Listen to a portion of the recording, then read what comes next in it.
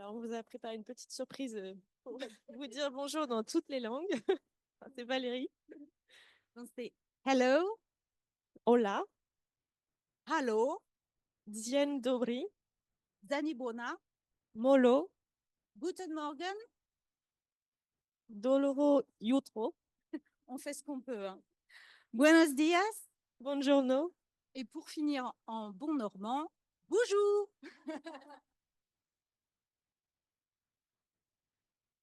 Alors, c'est avec beaucoup d'émotion, beaucoup de joie qu'on vous accueille aujourd'hui avec Valérie euh, pour cette deuxième journée des familles, cliniciens et chercheurs qui est dédiée au gène mutin L et qui a lieu à Rouen pour la deuxième année consécutive. Aujourd'hui, on est près de 200 personnes qui vont être réunies autour de ce gène, plus de 50 enfants qui sont accueillis grâce à l'association avec un super programme prévu par Valérie. On a la chance d'accueillir des professionnels qui viennent de l'étranger présenter leurs travaux et puis des professionnels de France qui sont impliqués dans la prise en charge du syndrome mutin L au quotidien. Cette journée, elle est organisée par la filière Andirard, donc les membres sont en bas. On les remercie pour toute l'organisation en amont depuis plusieurs mois. Merci aussi aux traducteurs qui vont traduire toute la journée. Donc c'est un sacré programme, il y a 9 présentations. On vous remercie pour votre présence, pour votre engagement et pour avoir fait le déplacement. Et puis surtout, profitez bien, prenez du temps pour discuter, pour échanger tous ensemble, pour qu'on passe un moment chaleureux et bienveillant tous ensemble aujourd'hui.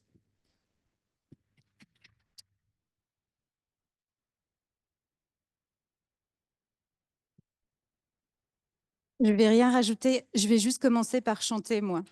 Joyeux anniversaire, joyeux anniversaire, joyeux anniversaire, les extravagants. Joyeux anniversaire.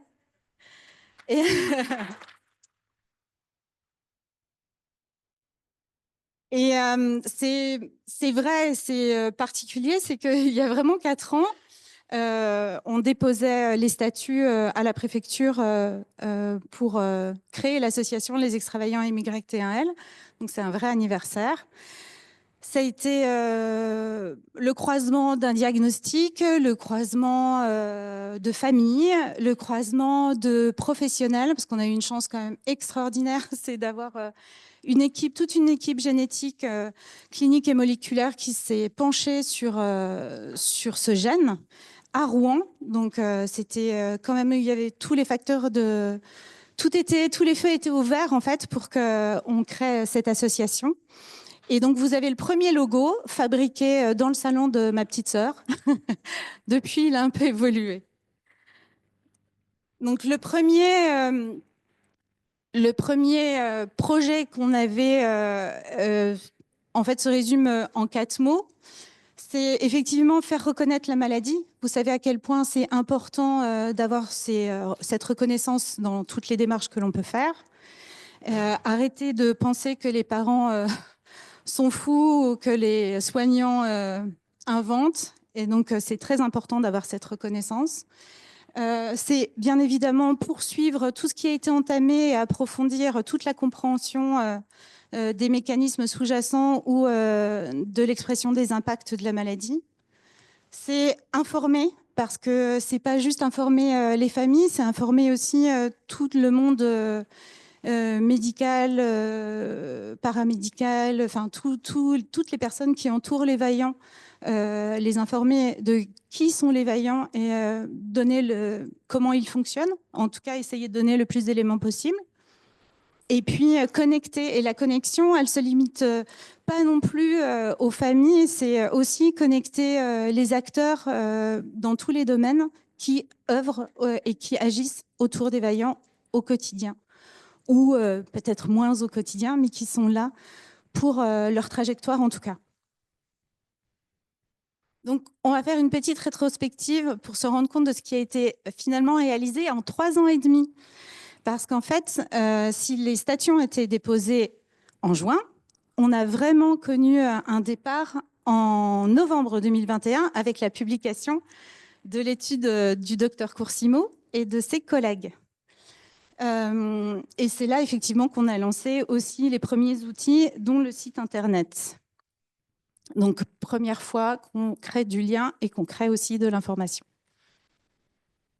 2022, on a démarré sur les chapeaux de roue puisqu'on a réalisé la première journée internationale autour du vegan tous ensemble. On était un petit peu moins nombreux et je suis tellement heureuse de vous voir aujourd'hui venir de 10 pays différents, de vous voir répondre positivement au rendez-vous, d'avoir 50 enfants, c'est juste incroyable.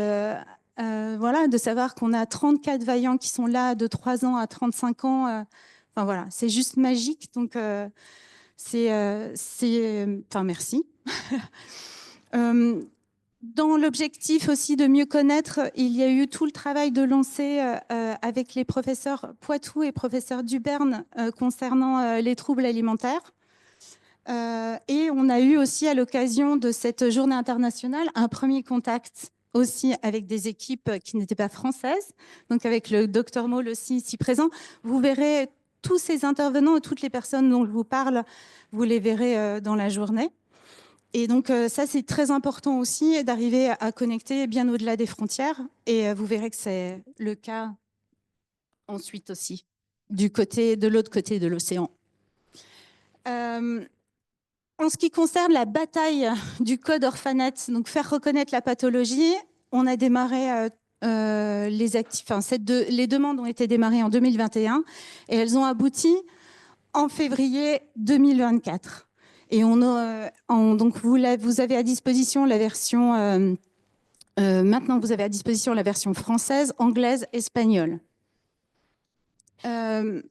On a eu aussi, grâce à la filière, le financement pour démarrer le protocole national de diagnostic et de soins. Et c'est quelque chose de très important puisqu'on rentre dans le détail de la pathologie et surtout aussi dans le détail des prises en charge et des recommandations de bonnes actions. Et c'est aussi à destination de tous les professionnels et notamment des médecins généraux avec une fiche récapitulative. Donc, quand on sait que c'est aussi souvent pour les familles le premier contact, c'est très important.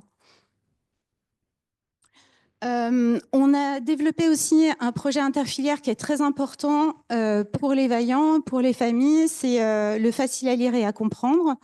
Donc, on a démarré un projet interfilière handi-rare et déficience. J'étais très contente de voir qu'on a pu avoir écho de l'attention sur le fait de développer une fiche qui concernait les vaillants MYT1L de façon je comprends qui je suis. C'était très important étant donné que les diagnostics sont quand même tardifs, maintenant beaucoup plus tôt, mais la médiane est quand même à 11 ans. Donc c'était très important que les enfants qui aient tout un cheminement, que les familles qui ont vécu des choses un peu difficiles et lourdes puissent se réapproprier le chemin parcouru, qui ils sont, et comprendre qu'il y avait aussi des points d'appui qui pouvaient être trouvés. Donc ça a été effectué en 2023 et vous aurez cette année les cartes parce que la fiche, on a un syndrome avec de multiples empêchements. Donc la fiche est peut-être compliquée d'accès, enfin c'est sûr même pour souvent les enfants. Donc des cartes ont été développées pour que ce soit plus facile à manipuler. Vous retrouverez tout sur le site, hein, donc je focus sur les choses qui sont essentielles. En 2024, une chose importante, c'est la connexion avec les équipes américaines. Je reviendrai sur le rôle qu'a joué aussi Elizabeth Wood et je vous en parlerai un petit peu plus tard. Mais en tout cas, dire que les familles, en fait, toutes les actions ne s'arrêtent pas à la France et qu'on a des connexions associatives aussi qui vont bien au-delà et qui sont ancrées depuis bien longtemps, même si elles prennent forme plus tardivement, mais c'est des liens qu'on a et des liens forts que l'on a depuis longtemps et qui sont très importants. Et grâce à ces liens, on peut connecter aussi des équipes médicales et avoir le plaisir d'accueillir les professeurs aujourd'hui avec nous.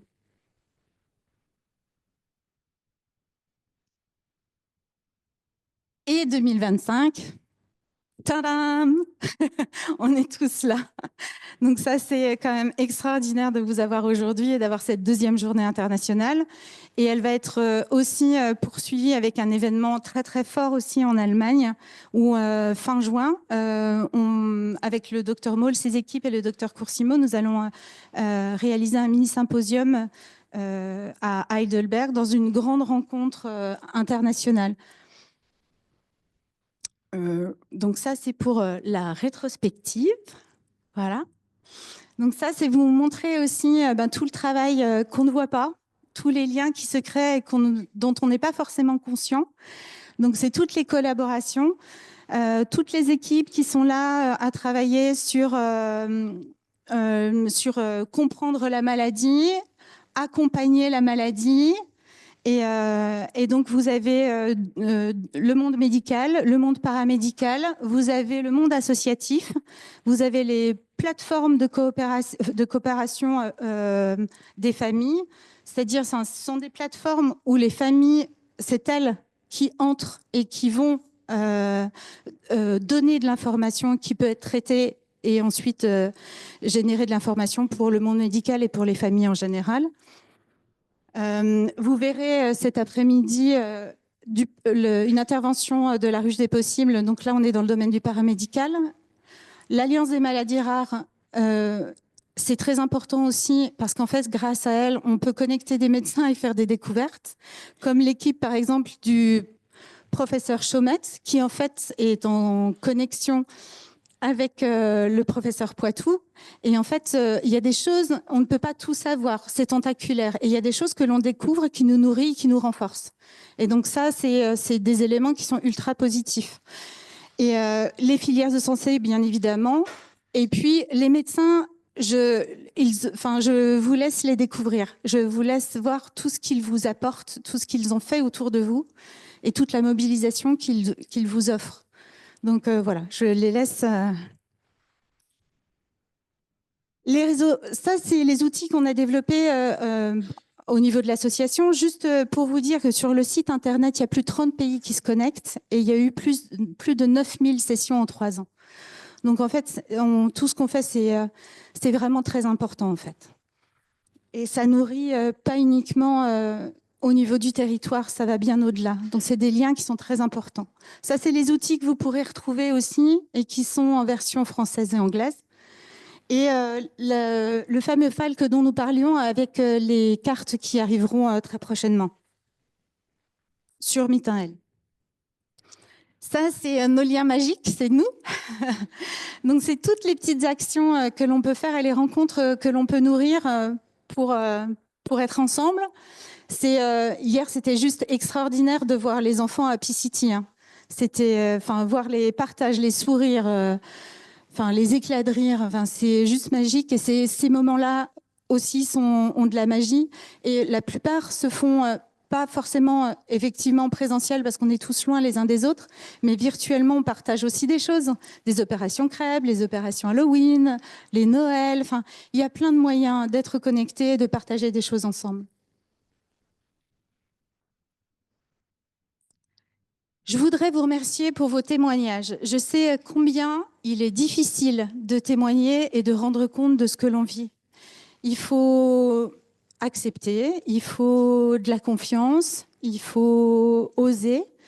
Et vous le faites de plus en plus. Et je vous remercie parce que c'est un cadeau que vous faites aussi aux autres familles, en fait. C'est que vous permettez aussi de rassurer, de donner des chemins, d'expliquer qu'il peut y avoir des réussites, d'expliquer que ça peut être très difficile. Et en fait, de donner une vision et de tendre des mains. Donc, merci pour cette confiance et merci de vos témoignages. Et si vous pouvez encore en faire d'autres, n'hésitez pas.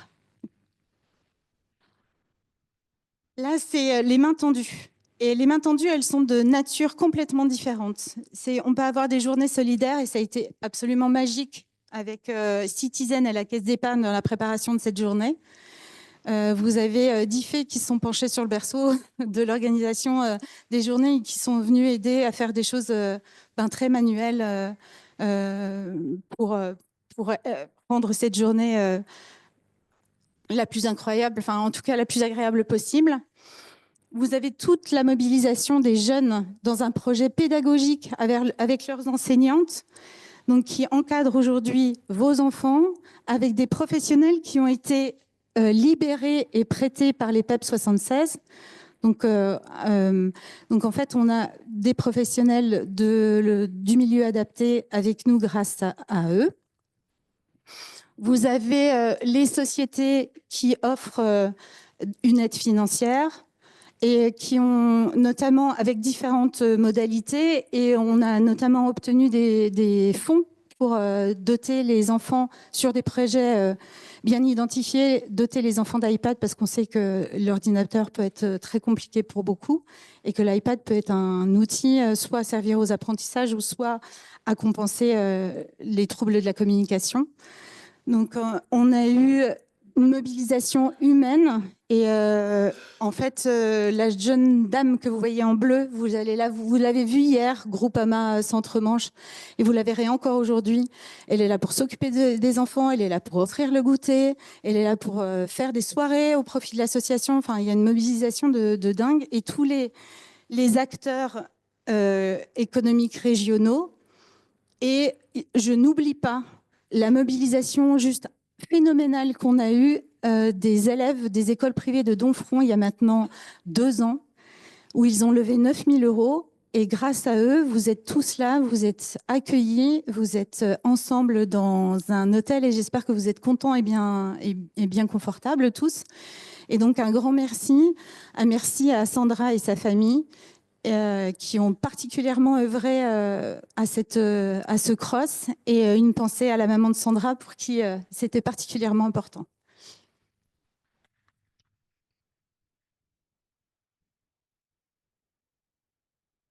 Là, depuis le début, en fait, on compare l'association à une compagnie aérienne. Donc, je vous présente notre compagnie, les Extravagants Airlines. Et j'invite tous les membres de la compagnie à se lever. Et je vous remercie de vos partages et de votre soutien.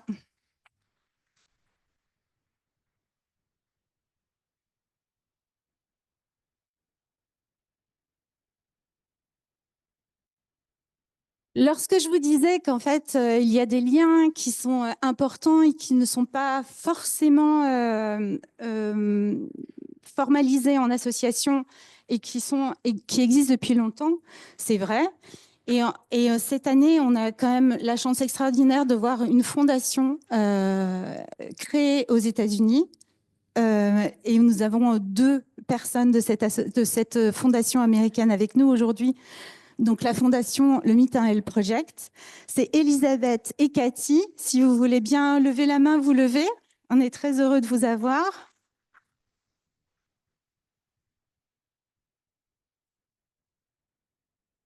Avec en 2024 une première journée des familles qui va se poursuivre encore cette année au mois d'octobre. Mais effectivement, il y a des mobilisations qui sont importantes de familles, et je tiens à toutes les saluer parce que je sais qu'elles sont aussi en visio avec nous. Et je sais qu'il y a une très forte mobilisation en Espagne grâce à Judith. Il y a une forte mobilisation au Brésil avec un groupe WhatsApp, notamment avec Rosie et Cassia. Et en Allemagne, je rencontrerai bientôt les familles. Et il y a une première journée aussi, le mois d'octobre, l'année dernière, c'était un mois de dingue. Une première journée des familles en octobre aussi. Et donc, on aura le plaisir de les rencontrer au mois de juin lorsque nous irons à Heidelberg. Donc, en fait, il y a du lien, il y a des choses qui bougent, et il y a vraiment un pas en avant qui a été fait au niveau associatif aussi autour de Mittenhell. Donc, effectivement, le développement, il est toujours à poursuivre. Donc, ça va se faire avec des connexions à enrichir, à développer dans tous les espaces de vie et avec tous les acteurs, que ce soit des professionnels de la santé ou des associations, du monde associatif. On a un nouveau projet associatif France à Extravagants Mittenhell à élaborer, et je compte sur vous pour être présent quand il s'agira de réfléchir dessus. On avance collectivement. Donc, c'est vrai que j'ai commencé la première année dans un ULM, un peu toute seule. Ensuite, on est passé à un bimoteur avec un pilote, un équipage. Là, clairement, on est quand même maintenant sur l'avion de ligne. Donc, l'équipage et le pilote, ils ne peuvent rien faire si à un moment donné, il n'y a pas une mobilisation et un investissement sur le copilotage. Il faut arriver à structurer, à faire évoluer l'association, à la structurer autrement et à trouver aussi des moyens de répartir le pilotage pour pouvoir se développer. Donc, c'est pour ça, là, je vous ai mis un nid de copilote. Et ça, je ne voudrais pas le faire, en fait. Donc, je pense que collectivement, on peut arriver à trouver des solutions. Je sais que c'est compliqué de s'investir quand on a des enfants, mais on peut aussi, par exemple, lever des fonds, aider à lever des fonds, et puis externaliser certaines tâches qui peuvent l'être. Prendre une personne pour nous aider, ça, c'est des choses à penser, mais à un moment donné, il faut que ce soit porté collectivement. Ça ne peut pas être uniquement sur les épaules de certains. Voilà. Et tout ça dans l'objectif de transformer les défis toujours pour de meilleurs lendemains pour nos enfants. Voilà.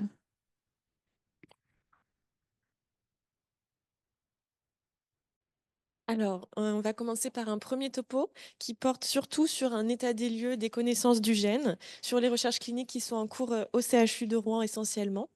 Et ce topo, on l'a divisé en trois axes.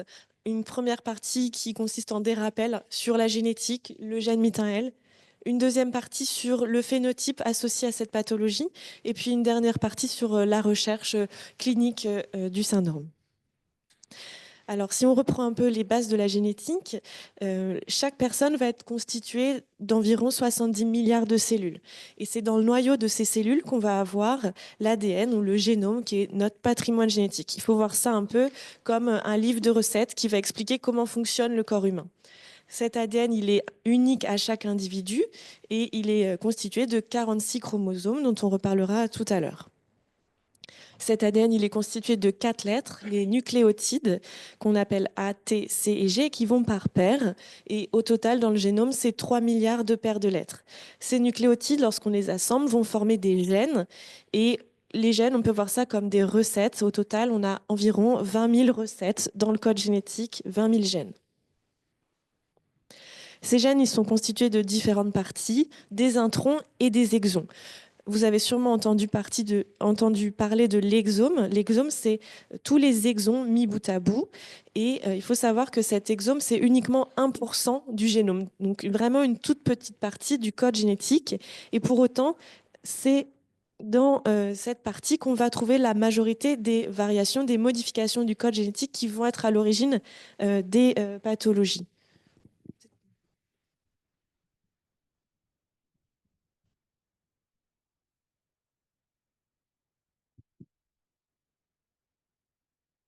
Donc ces gènes, leur rôle, une partie de leur rôle, ça va être de fabriquer des protéines pour faire fonctionner l'organisme. Ces protéines, elles ont plein de rôles. Par exemple, faire fonctionner le cœur, donner des indications sur la taille, faire fonctionner les os, etc. C'est un peu un mode d'emploi pour faire fabriquer des protéines qui seront essentielles au fonctionnement du corps humain.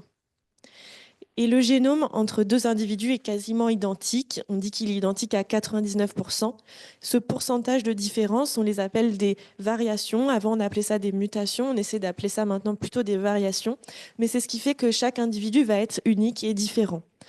Ce pourcentage, il représente à peu près 4 à 5 millions de variations par rapport au génome de référence.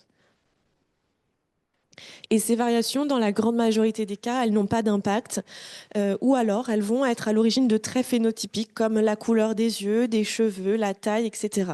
Et ça va être uniquement très rarement que ces variations vont être à l'origine d'un dysfonctionnement des cellules lorsqu'elles vont impacter des régions critiques du code génétique et être à l'origine de maladies génétiques.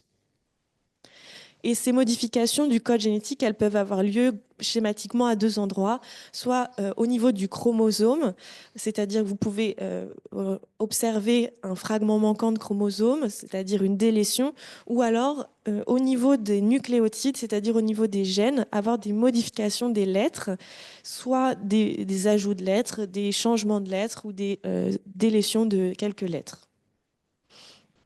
Et la grande majorité de ces variations vont être transmises par nos parents. Ça, c'est l'essentiel des variations. Et on a environ 50 à 100 variations nouvelles par rapport au code génétique de ses parents. Ça, c'est quelque chose qui est naturel, qui est normal. Et ces variations par rapport au code génétique de nos parents n'ont pas d'impact. Dans la grande majorité des cas, elles ne seront pas à l'origine de maladies. Rarement, elles vont l'être et dans ce cas-là, ce sont le plus souvent des erreurs de la machinerie cellulaire, de la fabrication et elles peuvent avoir lieu soit au moment de la fabrication des spermatozoïdes ou des ovocytes, soit au moment des premières divisions, donc tout au début des divisions de l'embryon. Donc le gène MITAL, comme vous le savez sûrement tous, il est situé sur le chromosome 2, à l'extrémité du chromosome 2. Et ce gène, son rôle, c'est de fabriquer une protéine qui porte le même nom, qui s'appelle la protéine MIT1L, en passant par différentes étapes. Cette protéine, elle a été modélisée par l'équipe américaine en 3D, et vous pouvez la voir ici. Elle est constituée de plusieurs domaines qui sont représentés par différentes couleurs. Et un domaine qui est très important, ce sont les domaines qui sont en bleu. Donc, ces 6 petits domaines qu'on appelle les domaines en doigt de zinc. Et leur rôle, c'est de fabriquer une petite poche qui va aller se fixer à différents endroits du code génétique pour faire le rôle attendu du gène MIT1L. Et là, c'est la représentation en 2D de cette protéine. Et vous voyez que les domaines en doigt de zinc sont situés de part et d'autre de cette protéine en 2D. Et on se focalisera sur 2 domaines qui sont les deuxième et troisième domaines en doigt de zinc que vous voyez au milieu, puisque ce sont ces domaines qui vont être impactés dans le syndrome MIT1L, dans la grande majorité des cas.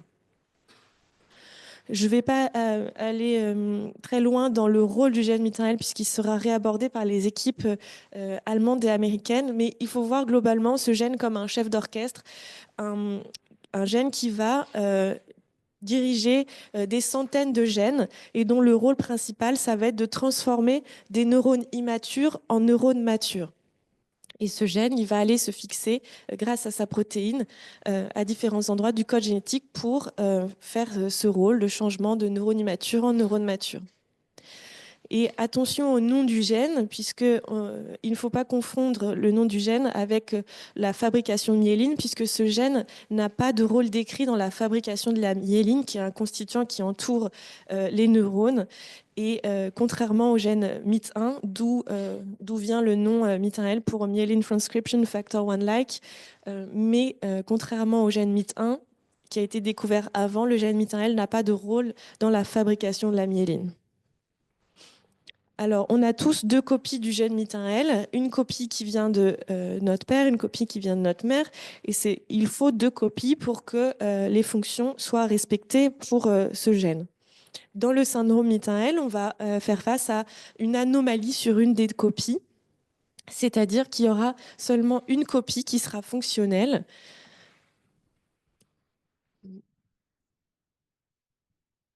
Pardon.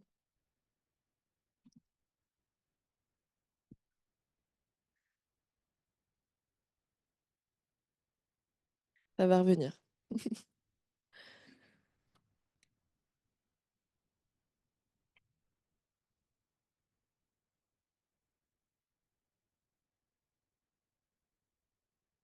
Parfait. Et on ne peut pas enlever la petite barre? Non?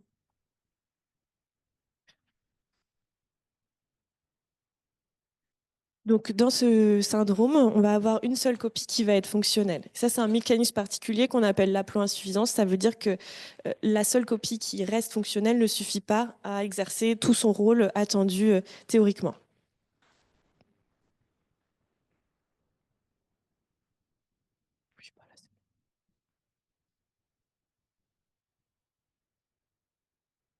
Ça ne marche plus.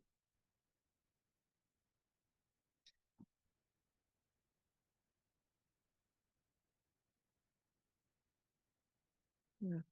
Donc ce syndrome, il se transmet sur un mode autosomique dominant. Ça veut dire autosomique qu'il touche autant les filles que les garçons. Et dominant, ça veut dire qu'une seule copie modifiée va suffire à entraîner des symptômes, à entraîner la pathologie. la majorité des modifications du code génétique sera de novo, c'est-à-dire qu'elle concernera uniquement un individu, elle ne sera pas portée par le code génétique de ses parents.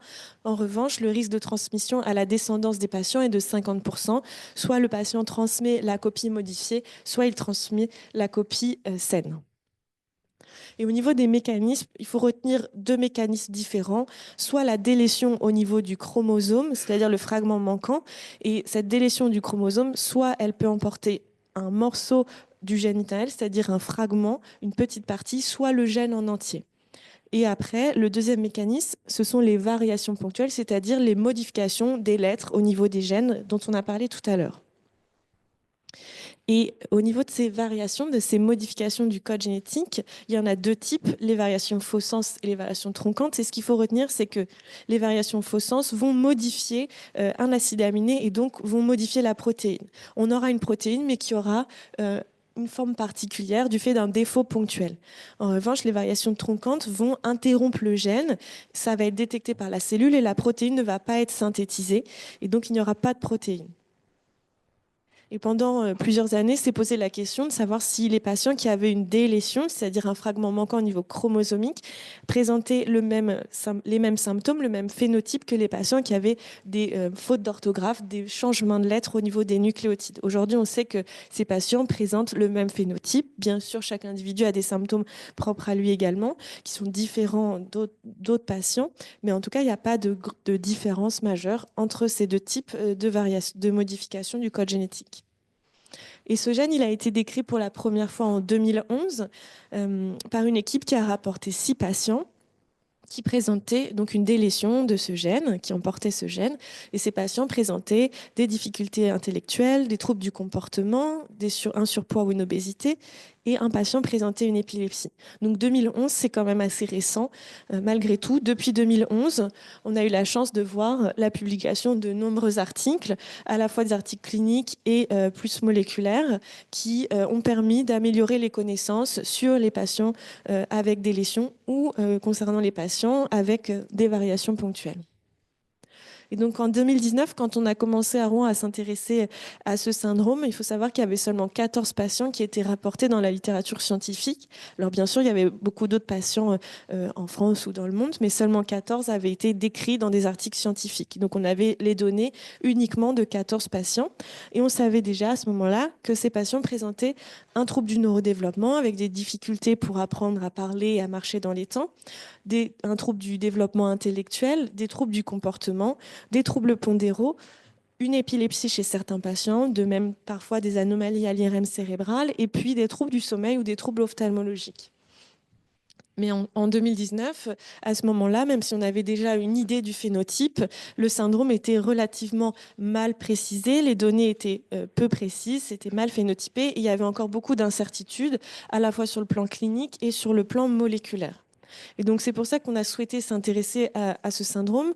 L'objectif principal, c'était d'essayer de mieux décrire le phénotype, d'actualiser les données, d'essayer peut-être d'identifier des nouveaux symptômes, et puis ensuite de regarder s'il y avait un lien entre le type de variation génétique, c'est-à-dire le type de modification au niveau des nucléotides, et le phénotype. Donc pour ça, on a mis en place une étude qui a duré plusieurs années, où on a contacté des professionnels du monde entier, mais surtout de France, Belgique, Luxembourg et États-Unis. Et on a pu inclure 40 patients avec autant de filles que de garçons, avec un âge médian à 11 ans. Et donc après, je vais vous présenter aujourd'hui le phénotype connu en 2025 à partir de toutes ces données qui ont été obtenues. Ce qu'il faut retenir globalement, c'est qu'en anténatal, pendant les grossesses, il n'y a pas de symptômes particuliers qui sont liés à ce syndrome. Bien sûr, il peut y avoir des malformations, il peut y avoir des symptômes maternels, mais qui ne sont pas reliés spécifiquement à ce gène. En tout cas, aujourd'hui, il n'y a pas de symptômes qui sont connus pour être associés spécifiquement à ce syndrome. À la naissance, on remarque qu'il n'y a pas forcément de choses particulières en termes de croissance. Les bébés naissent à terme avec des mensurations poids-taille qui sont dans les normes.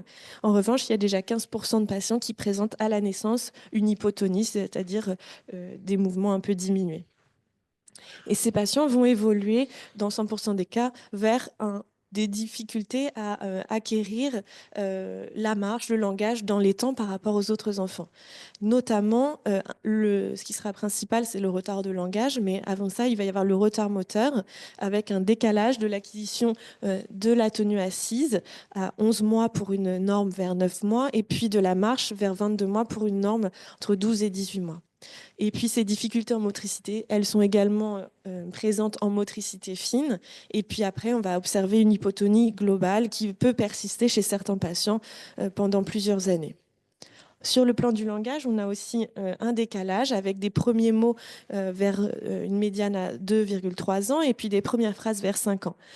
Et cette atteinte, elle est variable. Il y a des patients qui vont avoir plus de difficultés que d'autres. Mais globalement, on va retrouver des difficultés phonologiques et syntaxiques chez une majorité de patients, dont on reparlera tout à l'heure. Ensuite, ce trouble du neurodéveloppement, il évolue vers des difficultés cognitives dans la majorité des cas. Les troubles du développement intellectuel sont très variables aussi, avec des patients qui vont avoir peu de difficultés et d'autres plus. Et puis, chez les patients qui n'ont pas de déficience intellectuelle, d'après les normes internationales ou françaises, on va avoir plutôt des difficultés d'apprentissage de type troubles multidys, que vous connaissez, les troubles dyslexie, dyspraxie, qui peuvent s'associer ou pas entre eux. Et également, on va avoir des troubles visuo-attentionnels qui vont être associés et qui vont impacter en plus ces difficultés cognitives. Et la grande majorité des patients va nécessiter une rééducation pluridisciplinaire, donc avec orthophonie, psychomote, ergothérapie, etc., dès tout petit. Ensuite, la scolarité va le plus souvent être adaptée, mais c'est pareil, cette adaptation, elle est très variable en fonction des patients. Des patients qui vont avoir simplement besoin d'un adulte supplémentaire et de l'aide dans une classe habituelle, et puis d'autres patients qui vont avoir besoin d'être accueillis dans des classes spécialisées de différents types. Donc la prise en charge, elle est très variable, elle va dépendre globalement des symptômes du patient, avec le plus souvent un suivi quand même pédiatrique et neuropédiatrique pour tous les patients, parfois endocrinologique, psychiatrique, ophtalmologique, etc. Généticien au moins une fois pour le diagnostic. Et puis ensuite, une prise en charge paramédicale qui est très complète et qui va évoluer au fur et à mesure du temps en fonction des besoins de l'enfant. Sur le plan du comportement, on a constaté que ces troubles étaient quasiment constants, mais qu'ils pouvaient être de différents types. Alors, il y a des patients qui vont présenter un trouble du spectre de l'autisme assez classique, d'autres des traits autistiques sans répondre à tous les critères du trouble du spectre de l'autisme, des stéréotypies qui peuvent être isolées ou associées, une intolérance à la frustration, parfois une agressivité qui peut être une auto-agressivité ou une hétéroagressivité, un trouble de l'attention avec ou sans hyperactivité et parfois une anxiété. Ces troubles vont évoluer au fur et à mesure de la vie. Et ça, ce sont des choses qu'on ne maîtrise pas encore très bien sur savoir quels sont les facteurs qui vont faire évoluer ces symptômes. La sévérité est variable et puis ils peuvent s'associer ou être isolés. Et souvent, ils vont malgré tout avoir un impact à la fois chez l'individu et puis sur la famille. Sur le plan neurologique, quelques patients présentent une épilepsie. Ça sera réabordé cet après-midi, mais on a tout type d'épilepsie qui ont été décrites. Il n'y a pas de crise particulière spécifique à ce syndrome pour le moment, d'après nos connaissances. Cette sévérité, la sévérité, elle est variable. Le plus souvent, c'est une épilepsie qui commence très tôt, pendant la période néonatale ou dans l'enfance, et elles vont soit être traitées ou pas en fonction du type de crise, mais le plus souvent, elles seront pharmacosensibles, c'est-à-dire que les traitements vont fonctionner, mais ça dépend encore des patients. Enfin, sur le plan plus neurologique, on n'a pas constaté de régression, pas de troubles neurodégénératifs, c'est-à-dire pas de dégradation intellectuelle ou motrice avec le temps. Alors bien sûr, ces données, elles sont quand même limitées, mais en tout cas, c'est des choses qu'on n'a pas aujourd'hui constatées. Pas d'atteinte musculaire qui est connue pour être associée aux gènes aujourd'hui. Par contre, beaucoup de patients vont présenter une hypotonie globale avec des troubles des coordinations, une certaine maladresse ou des troubles de l'équilibre. Sur le plan des IRM cérébrales, pour le moment, à partir d'IRM qui ont été réalisés chez 29 patients, il y avait dans 28% des cas des anomalies, mais ces anomalies, elles n'étaient pas spécifiques au syndrome. C'est-à-dire qu'on n'a pas retrouvé de symptômes présents chez tous les patients qui avaient ces anomalies-là. Et ces anomalies, le plus souvent, elles étaient sans gravité et elles ne nécessitaient pas de contrôle a, a posteriori. Donc aujourd'hui, il n'y a pas d'image spécifique qui a été identifiée dans cette pathologie. Sur le plan alimentaire, on a constaté qu'une grande majorité des patients, près de 60%, pouvaient présenter un surpoids ou une obésité. Variable sur le temps, avec des patients qui vont pouvoir aussi changer de courbe en fonction de leur âge. En revanche, ce qu'on avait constaté, c'est que la prise de poids, elle était très précoce puisqu'elle arrivait en médiane à 3 ans et demi. Ça, c'est une donnée qui est importante et qui sera réabordée tout à l'heure. Et en plus de cette obésité, de ce surpoids, chez certains patients, on va trouver des troubles du comportement qui vont être, par exemple, des difficultés à gérer la satiété, une hyperphagie, des enfants qui vont manger vite, qui vont avoir une obsession sur l'alimentation. Et plus rarement, on avait constaté que des patients avaient le phénotype opposé, c'est-à-dire au contraire, ils avaient des difficultés à prendre du poids. Ça pouvait se manifester dès le début de la vie avec des troubles de la succion, une lenteur à boire et même parfois les patients ont nécessité un support nutritionnel. Le plus souvent, ce sont des régimes hypercaloriques, mais pas que, en période néonatale. Alors ça, ce sont vraiment des données qui sont assez rares, mais qui peuvent exister. Et puis après, au second plan, on va avoir les troubles ophtalmologiques, dans 30% des cas, qui sont des troubles qui ne sont pas graves, troubles de la réfraction, strabisme, des troubles du sommeil qui sont relativement fréquents, 33%, et qui peuvent être très impactants au quotidien pour les patients et leurs familles. Difficultés d'endormissement, réveil nocturne, apnée du sommeil. Et après, vraiment en arrière-plan, on peut avoir quelques patients avec des troubles endocriniens, des thyroïdites, petite taille, micro-macrocéphalie, qui ont été décrites mais qui sont relativement rares. Ensuite, on s'est posé la question de savoir si les patients avec syndrome Mitael pouvaient présenter des signes particuliers au niveau du visage qui pourraient faire évoquer ce syndrome en consultation lors des premières consultations de diagnostic pour troubles du neurodéveloppement, pour retard de développement, comme ça peut être le cas dans d'autres pathologies. Et pour ça, on a travaillé avec le logiciel Face2Gene, qui est un logiciel de machine learning qui a utilisé les photographies publiées dans la littérature pour proposer ce portrait robot. Et on trouvait que certains signes étaient assez... qu'on pouvait les retrouver chez certains patients, notamment les yeux. On appelle ça l'énophtalmie, c'est-à-dire un petit peu enfoncé et en amande, les narines un peu antéversées et les joues pleines qui sont peut-être à mettre en corrélation avec le surpoids ou l'obésité qu'il peut y avoir chez certains patients. Ces symptômes, ils ne sont pas du tout constants chez tous les patients. Ils ne sont pas spécifiques, c'est-à-dire qu'on va les retrouver dans d'autres syndromes. Ça va être extrêmement difficile en consultation, pour une première consultation de troubles du neurodéveloppement, de penser à ce syndrome uniquement en observant les traits du visage. Ensuite, on s'est intéressé à l'aspect plus moléculaire, c'est-à-dire aux variations, aux modifications des nucléotides du gène. Donc, vous l'avez compris, il y a deux types de variations, les variations troncantes et les variations faux-sens. Ce qu'il faut retenir, c'est que les variations faux-sens, dans la grande majorité des cas, ce sont les variations qui modifient la conformation de la protéine. Ces variations, elles vont clusteriser, c'est-à-dire qu'elles vont se regrouper à un endroit particulier, qui sont les deuxième et troisième domaines en doigt de zinc, au milieu en bleu. Il y a quelques patients qui ont des variations qui sont présentes en dehors de ces domaines, mais c'est extrêmement rare. Alors que les variations troncantes, c'est-à-dire qui vont casser la lecture du gène et qui vont être à l'origine d'une absence de protéines, elles sont représentées tout le long de la protéine.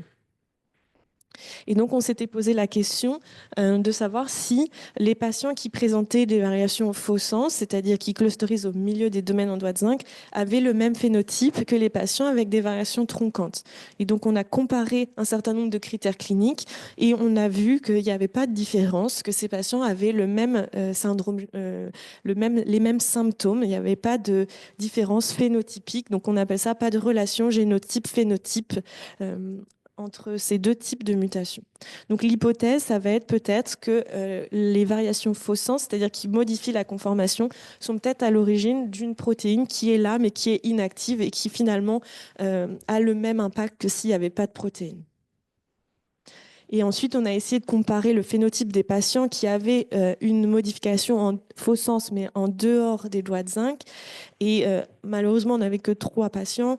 Donc, ces données, elles sont à recontrôler, mais on n'a pas trouvé de différence non plus. Donc, pour conclure sur le phénotype, les patients qui présentent un syndrome Mitael vont présenter un trouble du neurodéveloppement, parfois une épilepsie et des troubles du sommeil, des troubles alimentaires avec une impulsivité, une obésité, un surpoids, et puis parfois des particularités morphologiques et des troubles du comportement. Et pour terminer, on va parler de la recherche clinique associée au syndrome Mitael, essentiellement de la recherche qui est faite à Rouen, et puis la recherche fondamentale, elle sera réabordée par la suite par d'autres collègues. Donc, le syndrome Mitael, pour commencer, c'est ce qu'on appelle une maladie rare. La définition européenne, c'est qu'une maladie va toucher moins d'une personne sur 2000. En France, on pense qu'il y a à peu près 60-70 patients qui vont être touchés par cette pathologie. On n'a pas de base de données qui permet de répertorier tous les patients, que ce soit en France ou à l'international. Il y a peut-être 1000 patients dans le monde, mais aujourd'hui, ces données, elles ne sont pas connues. Et donc, comme vous l'avez compris, ce syndrome, qui est une maladie rare, va faire face à de nombreux défis. Le premier défi, c'est le fait que, comme c'est une maladie rare, on est sur des cohortes de patients qui sont très limitées, c'est-à-dire peu de patients en France ou dans le monde. Et donc, de ce fait, les connaissances cliniques et biologiques vont être limitées. Et donc, pour approfondir ces connaissances, il va falloir mettre en place des cohortes déjà nationales, mais aussi internationales. Et ça va être un premier défi d'essayer de recruter des patients du monde entier. Un deuxième défi, c'est que ces données qu'on va récupérer du monde entier, elles ne vont pas forcément être comparables, puisque chaque pays va avoir des normes propres à son pays. Par exemple, les normes sur le surpoids ou l'obésité ne vont pas forcément être les mêmes d'un pays à l'autre. Donc, il va y avoir des difficultés pour comparer ces données. Ça va être quelque chose de primordial, d'essayer de faire des études scientifiques rigoureuses pour qu'on puisse interpréter au mieux les données dans l'objectif final de pouvoir améliorer d'une part les connaissances, mais aussi la prise en charge quotidienne des patients. Et donc, on peut séparer la recherche du syndrome Mitael, mais par exemple, pour d'autres syndromes, ce serait la même chose, en 3 étapes. La première, c'est d'essayer de phénotyper. Alors, phénotyper, ça veut dire essayer de caractériser au mieux sur le plan clinique, c'est-à-dire décrire tout ce qu'on peut décrire en termes de symptômes. Et sur le plan clinique, mais aussi sur le plan moléculaire, c'est-à-dire les types de variations et leurs liens avec les symptômes. La deuxième étape, c'est de modéliser, c'est-à-dire de mieux comprendre les modèles biologiques, tous les modèles cellulaires, les modèles animaux, et essayer de comprendre les voies qui vont dysfonctionner à certains moments. Et donc, on s'est concentré à Rouen sur cette étape 1 de phénotyper, et l'étape 2 et l'étape 3 sont plutôt abordées par les collègues d'Allemagne ou des États-Unis aujourd'hui. Et l'étape 3, c'est l'étape vers laquelle on souhaite tous aller, c'est identifier des cibles thérapeutiques spécifiques à ce syndrome. Et donc, pourquoi est-ce que c'est important de caractériser au mieux le phénotype, de préciser les symptômes au maximum? La première réponse, c'est déjà pour essayer d'améliorer la prise en charge quotidienne. Puisque, ça, vous le savez, ce syndrome étant extrêmement rare, la majorité des professionnels qui vont suivre vos enfants ne connaissent pas le syndrome, n'en ont jamais entendu parler. Et puis, c'est une maladie qui a été décrite quand même relativement récemment. Et donc, aujourd'hui, c'est primordial de pouvoir former les professionnels à cette pathologie et puis d'établir des recommandations de suivi pour vous et puis pour les professionnels. La deuxième chose, ça va être, à partir de la caractérisation clinique, d'essayer de comprendre les voies biologiques sous-jacentes et puis aussi d'essayer de comprendre l'évolution naturelle de la pathologie pour pouvoir peut-être anticiper certains symptômes qui pourraient apparaître avec le temps.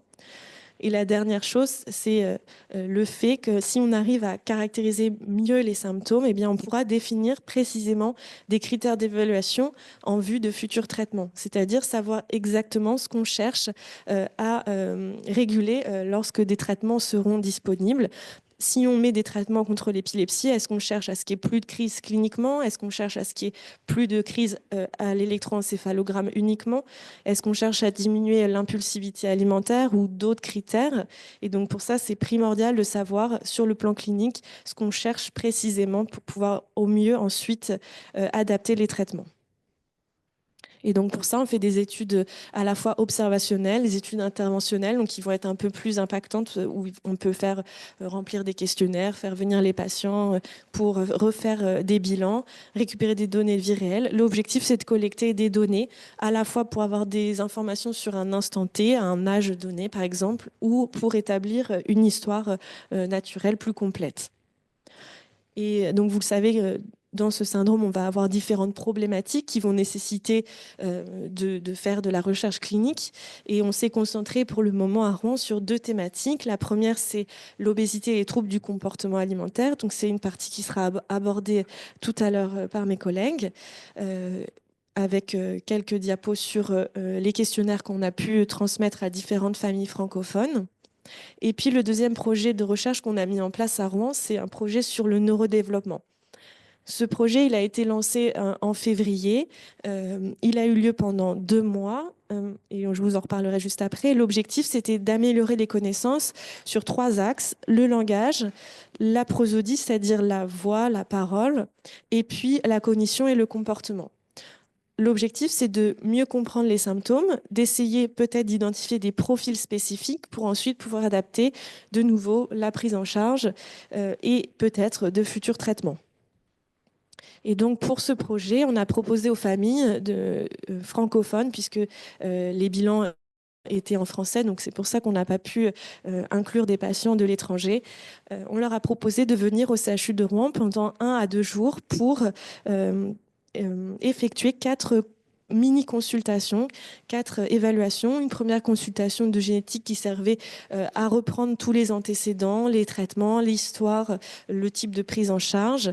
Ensuite, donc dans des ordres différents en fonction des patients, mais une évaluation du langage oral qui a été faite par Constance et Laura qui vous présenteront leur travail cet après-midi. Une évaluation de la prosodie, c'est-à-dire de la voix, de la parole par Cécile, et puis une évaluation de la cognition du comportement et du sommeil par Anne-Sophie et Hugo, qui vous présenteront aussi leurs travaux cet après-midi. Ce protocole, il a eu lieu sur une journée. Il a été possible grâce à l'association qui a financé la venue et les logements de toutes les familles. Et on a donc fait des inclusions pendant 2 mois avec 1 à 2 patients par jour. Et au total, on a eu la chance d'avoir 22 familles qui sont venues au CHU de Rouen. On n'a pas encore les résultats. Ça va être le projet de cette année d'interpréter tous ces résultats. Et ensuite, juste pour terminer, une autre façon de récupérer des données, c'est ce que Valérie disait tout à l'heure, ça va être les bases de données qui vont être complétées directement par les familles. Donc il y a 2 bases aujourd'hui avec qui on est en contact, la base française Genida et la base américaine Simon Searchlight, qui est une base initialement dédiée à la recherche de l'autisme. Et donc, la plateforme Genida, c'est une plateforme qui a été lancée par la faculté de Strasbourg.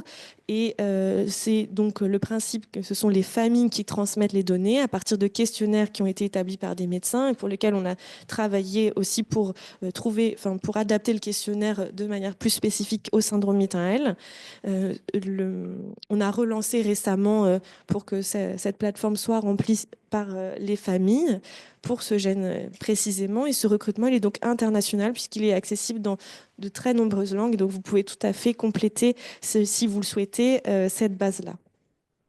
Et ensuite, ça nous donne des résultats qu'on pourra ensuite corréler aux résultats qu'on aura obtenus dans nos études faites sur place. Et ça, c'est une petite diapo sur la Fondation Simons qui propose 2 choses. D'une part, d'établir des guides de prise en charge pour les familles à partir des données de la littérature. Donc, ils reprennent tout ce qui est décrit dans la littérature et ils font des mini-guides par syndrome. Et puis, la même chose, récupérer des données issues de questionnaires de famille pour ensuite proposer à la communauté à la fois de familles et de scientifiques ces résultats. Donc, je vais terminer par cette diapo. Je pense qu'aujourd'hui, on est tous, je dirais, main dans la main autour du syndrome Mitael, à la fois les cliniciens, les chercheurs biologistes, les chercheurs en sciences fondamentales, et on est tous reliés aux patients, à leurs familles. Et donc, l'objectif, c'est de travailler tous ensemble, d'améliorer les connaissances pour ensuite pouvoir améliorer le quotidien des patients et de leurs familles. Et je vais remercier déjà tous les patients, toutes leurs familles, toutes les familles qui sont venues pour les différents projets de recherche qui ont rempli des questionnaires avec de nombreux questionnaires à remplir. l'association pour le lien qui a été créé depuis maintenant plusieurs années, tous les collaborateurs, les médecins, les scientifiques qui ont travaillé avec nous, la filière qui coordonne depuis maintenant plusieurs années ces projets, la faculté de médecine qui nous accueille et puis toute l'équipe des professionnels avec qui on travaille au quotidien. Merci.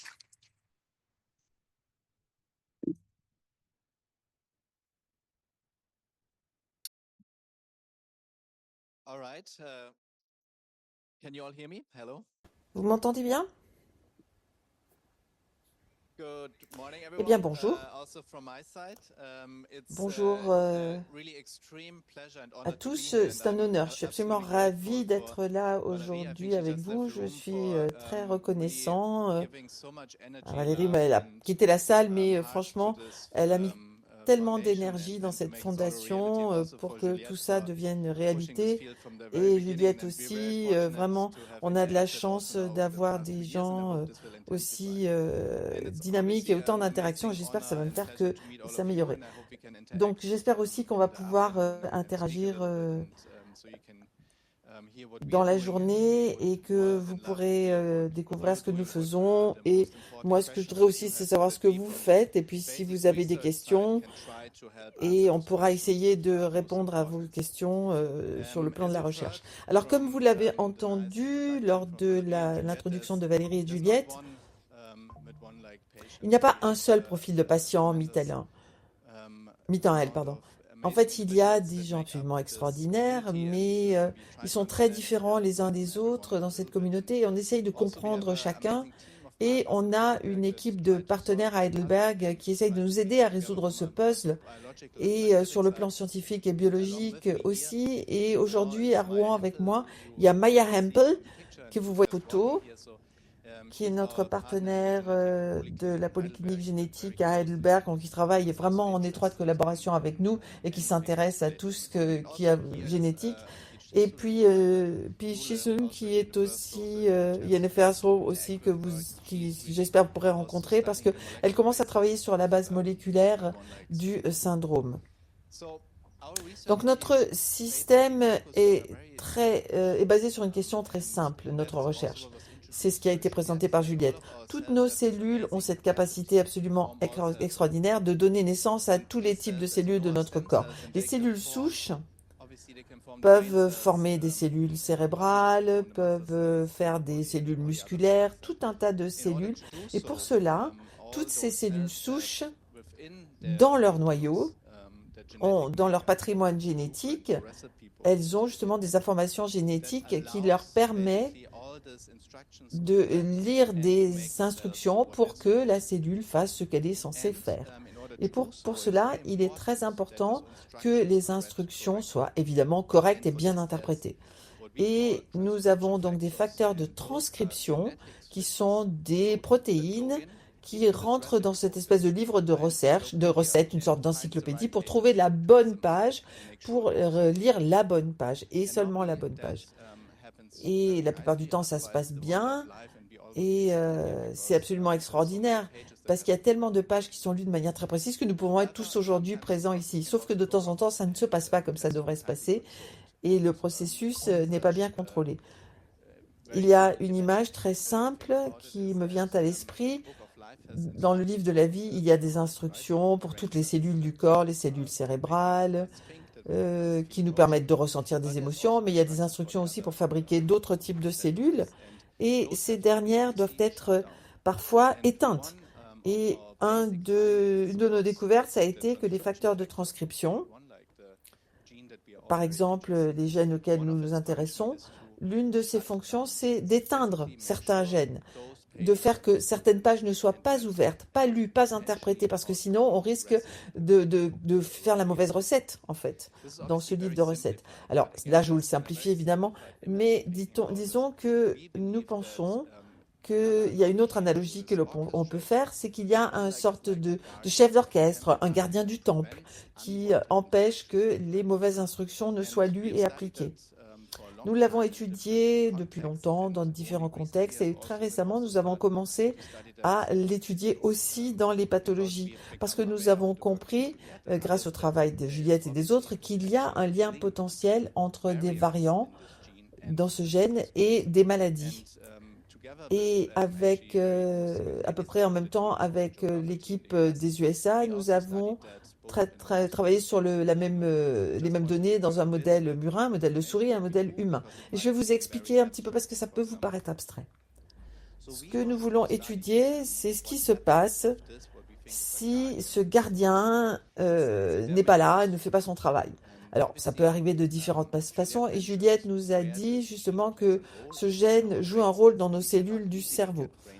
Et ce n'est pas évidemment facile de recueillir des cellules du cerveau des patients, mais aujourd'hui, nous avons, grâce à la recherche biologique, trouvé des façons de fabriquer des cellules du cerveau dans une boîte de pétri, de les cultiver. On peut prendre des cellules souches et les utiliser avec des outils génétiques comme que vous connaissez, par exemple les ciseaux génétiques, pour modifier les gènes. Et de cette façon, on fait des modifiques, des variations, des variants qui ressemblent aux changements que l'on observe chez les patients. Et une fois qu'on a fait ça, eh bien, ces cellules, on les cultive pour en faire des cellules du cerveau. Alors, c'est finalement relativement simple. C'est un processus qui dure plusieurs semaines, qui nécessite quand même certaines compétences dans un laboratoire, mais en quelques semaines, ça nous donne ces cellules cérébrales qui sont en culture dans une boîte de pétri, et on peut du coup comprendre ce qui se passe au niveau quand ce gène est modifié. Alors, je ne veux pas trop rentrer dans les détails, je voudrais juste vous donner un peu les grandes lignes du concept. Et par exemple, nous avons commencé à étudier la fonction de ces cellules cérébrales en culture. Voilà à quoi ça ressemble. Là, vous avez un plateau qu'on utilise pour cultiver ces cellules en laboratoire.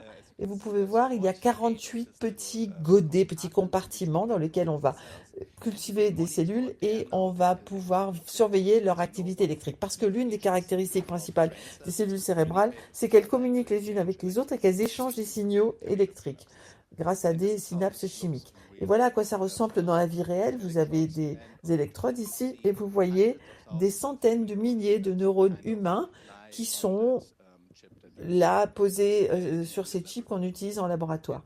Et on peut enregistrer l'activité électrique en surveillant ce que font les neurones en temps réel. Et ainsi, on peut voir s'ils sont actifs, s'ils ne sont pas actifs, et s'ils sont actifs, quelle est l'intensité de l'activité. Et je voudrais vous faire voir une petite vidéo maintenant pour que vous voyez comment on compare des cellules qui ont des niveaux normaux à gauche et ce qui se passe lorsque l'on a introduit un variant pour le patient côté droit. Et lorsque on va voir.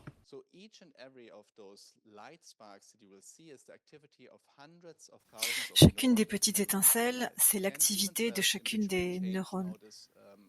Et évidemment, cette activité va être modulée en fonction de la présence ou de l'absence de la protéine. Alors, c'est très intéressant de voir les choses littéralement en direct, puisque c'est une des rares occasions que nous avons de voir les cellules du cerveau en activité. Et vous pouvez voir que entre le carré à gauche et à droite, il y a des différences notables. Quand il y a la pathologie associée à cette variante, vous voyez qu'il y a une hyperactivité, beaucoup plus de signaux. C'est ce qu'on appelle un espèce d'orage dans la boîte de pétri sur ces cellules qui ont été modifiées. Et bien évidemment, ceci peut aussi expliquer les expériences que vous faites dans la pratique. Nous avons essayé de traduire ces expériences de la paillasse sur un modèle murin, sur des souris, parce qu'évidemment, c'est très complexe le développement des cellules cérébrales. Vous savez qu'il peut y avoir une microencéphalie, une macroencéphalie. Donc, ça veut dire que dans le cerveau, il se passe d'autres choses au-delà des signaux électriques. Et aujourd'hui, nous sommes capables d'étudier des comportements sur les modèles de souris. On regarde le comportement des souris. On voit comment elles se comportent dans un environnement contrôlé. Par exemple, si on étudie une souris ayant un niveau normal de MIT1L, on peut voir comment elle se comporte, on peut voir comment elle va réagir en cas de modification à son environnement. Tandis qu'une souris qui a un gène modifié, qui a une variante, on constate que ces souris sont hyperactives. Elles courent beaucoup plus que les souris dites témoins. Elles ont une activité jusqu'à 70% augmentée. Et c'est d'ailleurs une des caractéristiques que vous observez aussi chez vos enfants. Grâce à ces études, et aussi en collaboration avec l'équipe de Steve Dorothy aux États-Unis, nous avons fait des études supplémentaires. Nous avons essayé de voir quelles étaient les interactions entre ces souris. On se rend compte que les souris modifiées sont moins intéressées par les interactions sociales que les souris dites normales. Ce sont des comportements complexes, les interactions sociales. Et on peut probablement expliquer ce manque d'intérêt pour les activités et les interactions sociales par la disparition ou la diminution d'un certain nombre de garde-fous. Donc encore une fois, pour revenir à l'analogie dont je vous parlais tout à l'heure, la notion de gardien du temple, de gardien des neurones, et je vous donnerai peut-être plus de détails à la pause café, mais en synthèse, deux choses. Quand on a une variante associée à une pathologie, les neurones ont tendance à moins bien évoluer. Ils ont des phénotypes différents du phénotype dit natif. Et l'autre cas de figure, c'est qu'une fois que le neurone est formé, qu'il a terminé son développement, qu'il y a des cellules qui sont hyperactives, on peut avoir donc plusieurs expressions. Un phénotype hyperactif, mais aussi dès le début de la vie, mais un phénotype et des expressions qui peuvent apparaître plus tard dans la vie. Nous avons essayé de voir quel était le mécanisme sous-jacent. On a essayé de voir quelle pouvait être cette déréglementation. Il y a peut-être des mécanismes moléculaires. On s'est rendu compte que certains canaux qui sont importants pour augmenter l'activité cellulaire, il y a davantage de ces canaux chez les sujets porteurs de la variante et de la variation. Et on sait que de manière chimique, on peut toucher ces canaux, agir sur ces canaux. Ça, d'abord, on l'a testé sur des modèles de souris. Donc là, vous voyez que c'est la souris qui est hyperactive à gauche. Et du moment qu'on lui administre le médicament, en l'occurrence la lamotrigine, on voit qu'on peut réduire son hyperactivité. On le voit de manière notable sur les deux graphiques côte à côte. Quelque chose aussi que nous n'avons pas encore publié, mais que nous avons pu démontrer, c'est qu'on peut aussi jouer sur le manque d'intérêt pour les interactions sociales. La lamotrigine a également un effet positif sur les interactions sociales. Maintenant, du niveau moléculaire, il faut voir comment on peut traduire tout ceci au niveau des patients. Nous avons travaillé sur des modèles cellulaires, nous avons travaillé sur des modèles de souris, mais tout ceci reste encore de la recherche qui ne peut pas encore être traduite sur l'humain. Aujourd'hui, nous choisissons une approche différente, une approche qui évidemment est extrêmement intéressante, qui est ce qu'on appelle l'approche biologique, qui consiste à prélever du sang aux patients, et on sait que dans le sang, on va pouvoir retrouver des cellules souches et on va pouvoir induire là encore des réponses différentes pour étudier la réponse en fonction de la présence ou de l'absence de la protéine mutée. Comme le disait Juliette tout à l'heure, nous sommes intéressés par un aspect spécifique, à savoir qu'il y a différents variants chez les patients. Et ma consoeur l'a déjà dit, souvent ça se traduit par des modifications de l'être, ce qu'on appelle des faux sens. Parfois, les modifications sont infimes, parfois elles sont beaucoup plus importantes. Et ce sont ces modifications qui font que la protéine est tronquée ou complètement absente. Et comme le disait le docteur Coursimo, il peut y avoir des différences significatives suivant que c'est un faux sens, suivant que la modification est majeure ou non. Nous avons aussi la chance aujourd'hui de disposer d'une cohorte de patients chez lesquels on peut réaliser de la recherche et traduire la recherche fondamentale en recherche plus orientée sur la pratique. Et notamment, on a voulu voir si sur les cellules prélevées chez des patients d'une même famille, on pouvait observer les mêmes modifications que ce que l'on avait vu sur les modèles sur paillasse. Par exemple, quand on a des cellules où on a une diminution du niveau du MIT1L, on voit en effet qu'il y a une activité électrique supérieure, comme on l'avait vu donc dans notre recherche. Et de la même manière, les patients réagissent au traitement de la même manière que l'ont fait les souris. Une autre expérience très intéressante menée par Yule dans mon équipe ici à Heidelberg, on s'est penché aussi sur l'autre type de modification. Donc le premier type de modification, c'était le faux sens, et l'autre type de modification, c'est une lettre qui est modifiée. Et quand une lettre est modifiée, on observe aussi une hyperactivité électrique. C'est l'une des caractéristiques déjà présentées par Juliette. Et quand on administre le médicament, on a aussi un effet extrêmement positif. Donc évidemment, ce sont des résultats que nous avons eus en préclinique, c'est-à-dire sur des souris, et aussi sur une petite cohorte. Donc on ne peut pas quand même généraliser à une indication pour l'ensemble des patients. Mais nous avons actuellement, dans le cadre d'une étude, des patients qui prennent ce médicament. Les résultats sont mitigés. Certains médecins rapportent un effet positif, mais aussi certains patients ont été dans l'obligation de cesser le traitement à cause des effets secondaires. Donc on essaie de comprendre réellement si c'est un traitement qui peut convenir à certains patients et pas à d'autres, et pourquoi il convient à certains et pas à tous. Si dans votre réseau, vous avez des enfants qui ont pris ce médicament, moi, ça m'intéresserait vraiment d'avoir vos retours parce que je voudrais vraiment avoir des éléments permettant de prendre une décision éclairée et aussi pouvoir faire des recommandations basées sur un maximum de preuves quant à la prise du médicament. Donc, nous avons vraiment besoin de vous pour pouvoir faire des recommandations cliniques.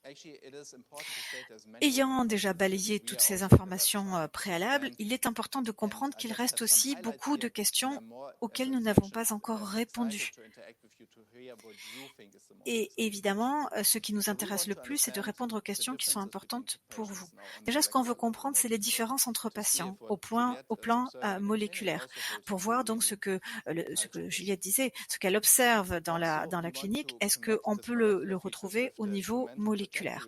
Ce qui nous intéresse aussi, c'est la trajectoire de développement des enfants. Et c'est aussi pour ça que je rappelle qu'il est très important de faire de la recherche fondamentale.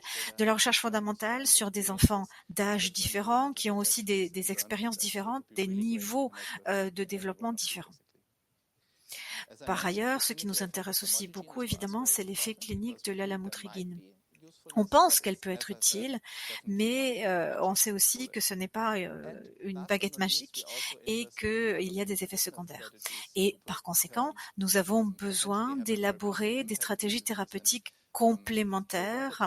L'équipe de Joe Doherty aux États-Unis mène aussi de la recherche sur d'autres thérapeutiques. Je vais vous montrer une expérience qui justement éclaire les autres thérapies possibles. Pour revenir donc au phénotype hyperactif. Ici, quand on a d'un côté donc une souris témoin avec une activité normale versus une ayant une activité accrue, là on est toujours dans de l'in vitro. Ici, on peut appliquer une thérapie génique ayant un impact sur les facteurs de translation et de transcription, et ceci semblerait pouvoir réduire l'hyperactivité. On peut utiliser des vecteurs viraux, on peut utiliser des polynucléotides, c'est ce que sont en train d'étudier d'ailleurs les équipes américaines, et on peut induire un effet thérapeutique. Voilà, c'était ce que je voulais vous dire. Je souhaitais évidemment remercier mes équipes, remercier les familles, les patients. J'ai la chance d'être entourée d'étudiants en doctorat qui nous aident énormément, moi-même, ainsi que mes consoeurs. Nous avons aussi des partenaires cliniques. Vous avez ici leur logo, leur nom sur la diapositive. Et tout ceci rend possible la recherche et les avancées. Et bien évidemment, vos retours sont extrêmement importants et je voudrais pouvoir avoir des interactions plus étroites avec les familles, avec les patients, pour demain pouvoir avoir un impact et vraiment faire une différence. Sur ce, je suis à la fin de ma présentation. Vous avez ici le réseau de patients en Allemagne. Vous connaissez peut-être des visages connus. Il y a d'ailleurs des visages que je vois aussi dans la salle et j'espère pouvoir en faire encore plus à l'avenir. Je ne sais pas si vous avez prévu une période de questions-réponses, mais sinon, je serai à votre disposition pour répondre à des questions pendant les pauses. Merci beaucoup. OK. Oui. Allô, bonjour. Merci bien pour m'avoir donné l'opportunité de parler avec vous. Je vais essayer ça en français. Et je vais dire, je suis désolé en avance, pour deux raisons. La première, c'est que je ne suis pas habité normalement parce que moi, je suis arrivé à Paris ce matin. Mes bagages sont à Montréal. Donc, je suis à la mode ici de le petit marché à la côté de l'autoroute où j'ai acheté ces chemises. Et puis, le deuxième, moi, j'ai appris mon français il y a 20 ans en Belgique. Donc, j'aurais un petit peu un accent belge, et donc je suis désolé aussi pour ça. OK. Pour moi, mes études de médecine ont commencé avec mon ami, le médecin Dr. Constantino, aux États-Unis, et son patient, Jacques. Jacques a beaucoup de challenges, beaucoup de difficultés quand il était jeune. Il a appris lentement, il avait des problèmes avec le moteur, avec le parler, mais on ne savait pas pourquoi. Mais il y a quelques années, les séquences génétiques ont avancé, comme Juliette vous a dit ce matin. Et ça, nous arrivons à découvrir qu'il avait une mutation dans le gène MIT1L. Moi, je pense que le génome comme les instructions pour les petits jouets, comme les Lego. Vous connaissez les Lego? Le génome, c'est l'instruction pour toute la pièce de les Lego. Il y a 20 000 pièces de Lego. Chaque gène, c'est un Lego. On peut faire beaucoup de choses avec les Lego. Avec les mêmes pièces, on peut construire toutes les choses différentes. Pour les cerveaux, on utilise les parties de Lego. On peut dire le cerveau, c'est peut-être cette petite voiture. Oups, voilà.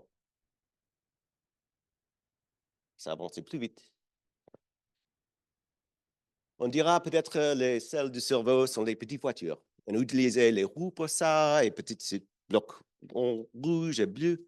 Il y a les blocs qui sont utilisés dans toutes les cellules, dans le foie, dans la peau, et les blocs qui sont spécifiques au cerveau. Mais le génome contient toutes ces instructions. On a trouvé chez Jacques qu'il y a une petite lettre dans ces instructions qui a changé.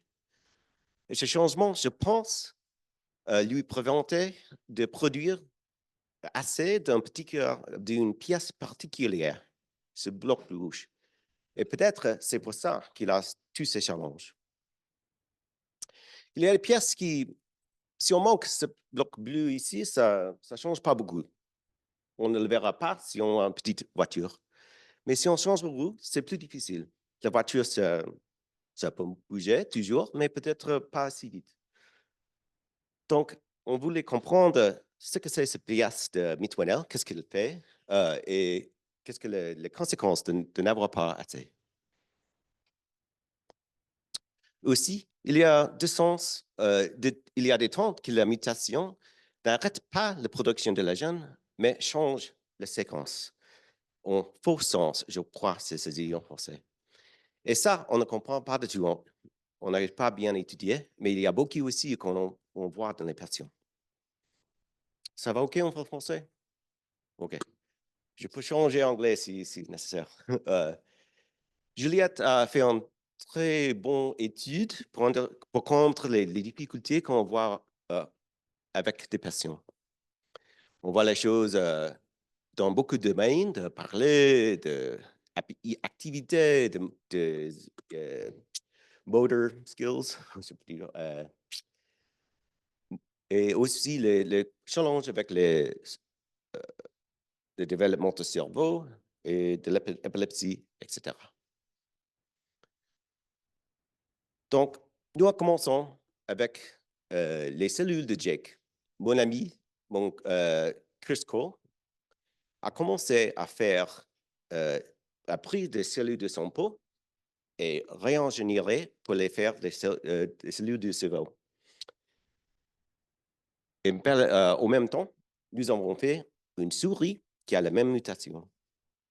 La première fois qu'on a appris, c'est que des protéines qui étaient faites par ces cellules, c'est la moitié du niveau, comme il était un faux sens ou un nonsense mutation. Ça ne produit pas assez de protéines.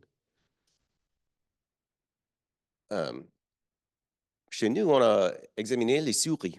Les souris ne sont pas les petits humains, mais sont similaires.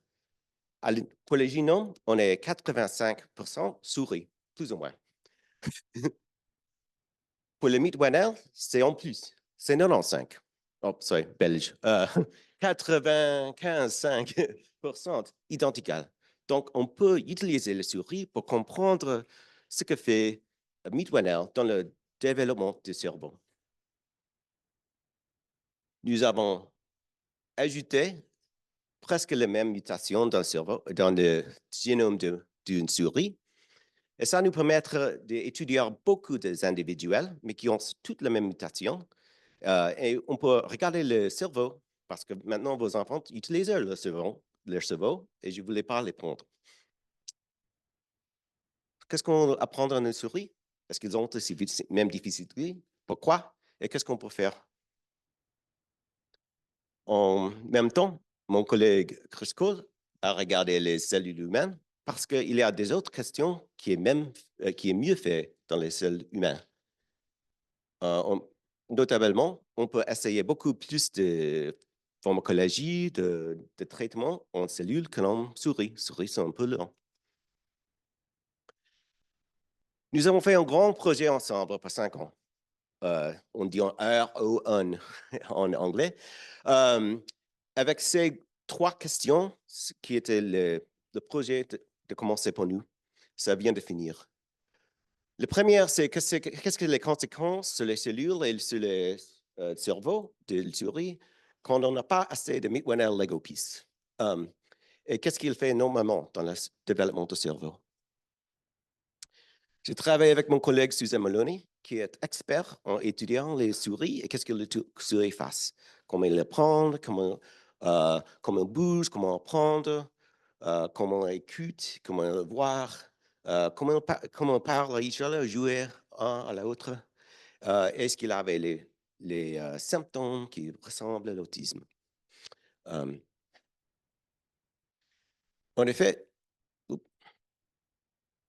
la première chose qui était évidemment, qui est simple à voir, c'est est-ce que ce sont souris plus hyperactifs que leurs sœurs et leurs frères qui n'ont pas la mutation? C'est toujours en comparaison entre les sœurs et les frères avec les qui n'ont pas la mutation. Ici, on voit une souris et puis on trace ici dehors, de fond. Voilà, je vais vous montrer les souris frères et puis le Mid-Wannell. Et vous pouvez voir que c'est une grande différence dans l'activité. Même peut-être que vous allez voir chez vous.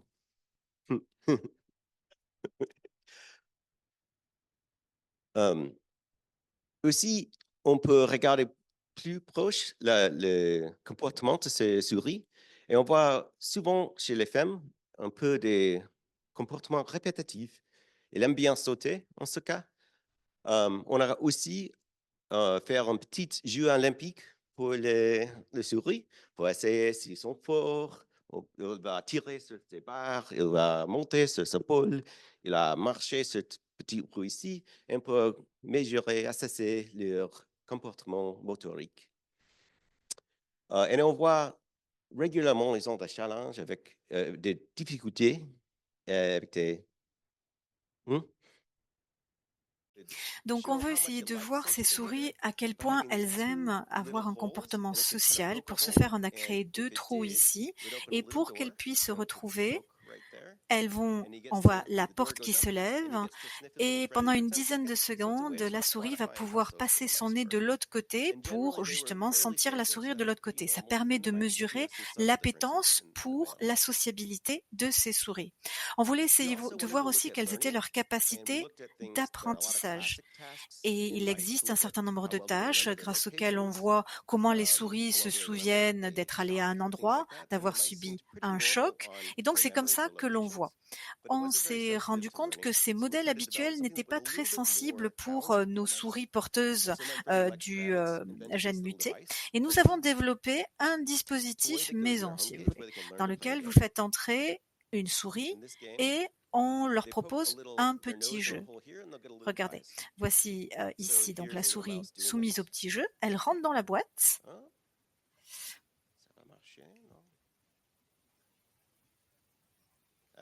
Alors la vidéo ne fonctionne pas, malheureusement. Mais ce que vous voyez, c'est que la souris met son nez dans le trou, il y a un petit morceau de nourriture qui tombe et la souris peut le manger. On peut aussi complexifier le jeu en mettant 2 trous. Et au bout d'un moment, la souris apprend que la nourriture tombe uniquement du côté gauche.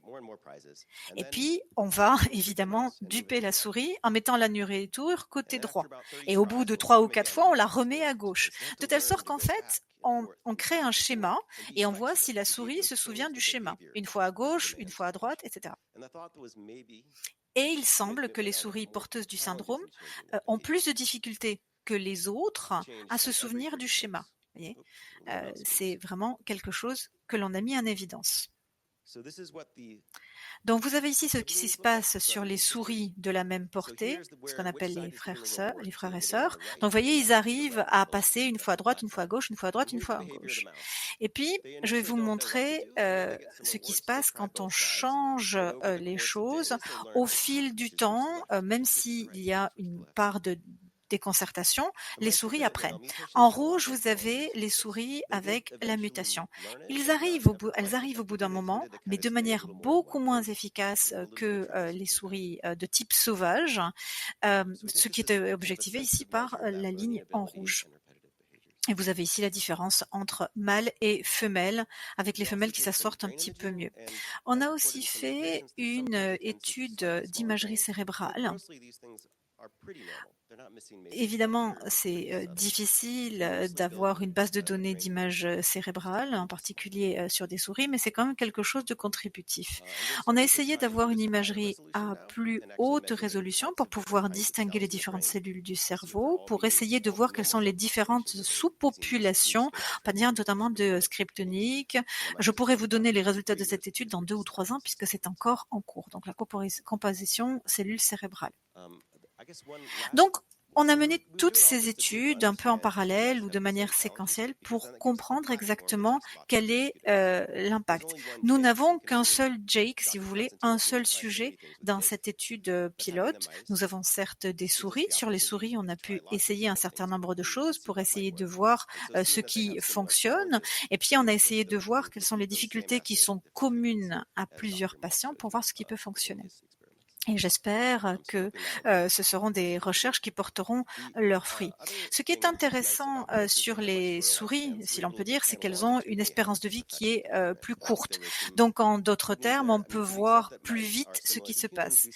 Donc, de la même manière, il y a aussi une puberté et puis ensuite des troubles développementaux qui apparaissent de la même manière que chez l'humain, qui peuvent ensuite s'accompagner de complications. Donc, qu'apprenons-nous de ce modèle de souris? Elles ont souvent les mêmes difficultés, mais d'autres aussi qui ne sont pas les mêmes. Alors déjà, leur cerveau est plus petit que le nôtre. Il y a des cellules qui sont périphériques, il y a des cellules qui se différencient pour créer des neurones, et il y a des cellules, lorsqu'elles se différencient pour devenir des neurones, on ne peut pas nécessairement expliquer de la même manière. Il y a, si vous voulez, une différenciation plus précoce chez la souris que chez l'homme pour faire des cellules multipotentes, des cellules neuronales. Évidemment, il y a aussi un certain nombre d'interactions. Il peut y avoir certains gènes qui activent certains gènes et qui en désactivent d'autres, et c'est une source de confusion parce qu'on ne sait jamais. On sait que certains activent et d'autres désactivent. Donc on a encore beaucoup de travail à faire pour savoir quelles sont les cibles et pour savoir exactement qui fait quoi. De manière générale, les deux labos qui ont fait ces études ont réussi à trouver quels sont les gènes qui sont impliqués dans la maturation des neurones. Et à grands traits, selon qu'on peut dire, chez la souris, les neurones se différencient un petit peu trop tôt, donc c'est plus tôt que chez l'homme, et la maturation n'est pas la même non plus que chez l'homme. Donc il semblerait que le stade de maturation dans le cerveau ne soit pas le même, et en tout cas que la maturation n'ait pas le même impact suivant que l'on ait ou non le syndrome. Le confrère a aussi trouvé différentes niveaux de maturation et de maturation et d'altération des fonctions sur les cellules de ces souris. Donc, voilà un petit peu tout ce qu'on a réuni sur les 5 dernières années. En quelque chose, on a créé une plateforme pour ensuite pouvoir élaborer vers d'autres concepts. On se réjouit de pouvoir travailler avec le docteur Moritz Moll de Heidelberg sur évidemment notre patient, mais aussi d'autres, parce qu'avec d'autres patients, on aura d'autres mutations. Et notre objectif dans les 5 prochaines années, à condition que la recherche aux États-Unis ne s'effondre pas complètement et que les financements continuent d'arriver, on est bien d'accord que pour l'instant c'est pas très simple. On voudrait essayer de comprendre quels sont les variants de ce méthyle, s'il y a aussi des faux sens.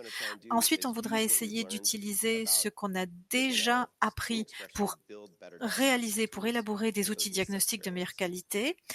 Quand on regarde les dossiers des patients, on se rend compte que chez la moitié d'entre eux, à peu près, c'est un faux sens, et dans les autres, on ne sait pas encore pour sûr. Et donc, il faudra essayer de recueillir plus d'informations en faisant des études en profondeur pour que les patients soient mieux diagnostiqués, pour voir donc si la forme de maladie qu'ils présentent est vraiment la même ou non. Et ensuite, cette plateforme, on s'en servira aussi pour faire ce qu'on appelle de la médecine transcriptionnelle et faire de la médecine translationnelle, c'est-à-dire avoir une application dans la clinique. Il semblerait que quand la protéine est trop petite, on n'a pas nécessairement les symptômes. Encore une fois, c'est encore trop tôt. Nous en sommes à des étapes précoces de ce développement. Et sur les modèles de souris, il faut encore les améliorer et faire encore de la recherche pour être certain que on a quelque chose qui puisse ensuite être traduit pour l'humain. Nous avons beaucoup d'étudiants aussi qui travaillent avec nous. Et ce qui est intéressant, c'est que personnellement, moi, je suis un expert de la recherche fondamentale. Je suis un véritable scientifique, mais en travaillant sur Jake, je me suis aussi plus intéressée à la biologie et davantage intéressée dans la médecine translationnelle. Nous avons un certain nombre de vous, de vos familles, qui êtes venus nous rendre visite aux États-Unis. Nous sommes maintenant en contact avec beaucoup plus de patients dans le monde. Ça donne plus de sens à ce que nous faisons. Et puis, nous apprenons des choses à votre contact, vous qui êtes les experts de la maladie. Donc, nous avons différentes personnes qui travaillent avec nous au labo. Nous avons différents scientifiques, aussi des médecins. Et nous nous réjouissons évidemment de continuer ces recherches dans les années à venir. Je souhaiterais sur ce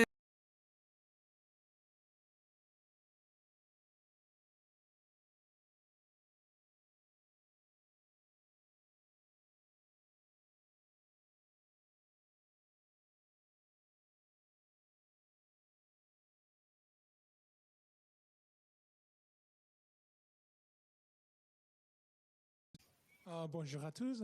Je suis Today. ravi I'm delighted to be with you this afternoon.